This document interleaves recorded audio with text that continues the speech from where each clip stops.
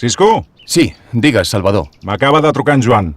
Ja tenen tots els palots repartits. Ja? Carai, aquest any ens hem superat. Sí, sí, es veu que l'Enric a les 8 del matí ja era a la cooperativa, controlant la gestió de palots. Que bé, així que finalment l'Enric hi ha anat. Sí, noi, jo també ho dubtava, però no cal que ens preocupem més. La feina ja està acabada. Ara trucaré al Ramon per comentar-li. Així sí que és un plaer de treballar. Tothom ha fet la feina que li pertocava. A temps i de manera correcta. Potser aquest és el primer any que tothom té els palots 10 dies abans de començar a collir.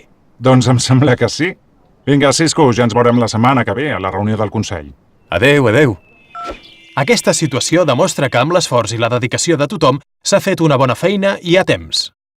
És important analitzar les situacions concretes, tant pel que fa a les tasques ordinàries com en aquells moments en què requereix donar respostes a emergències o a situacions puntuals. En qualsevol cas, pel treball en equip i cooperatiu, és imprescindible la participació, la cooperació, la igualtat i les actuacions col·lectives, ja que s'optimitza el resultat i es genera una millor sintonia entre les persones implicades.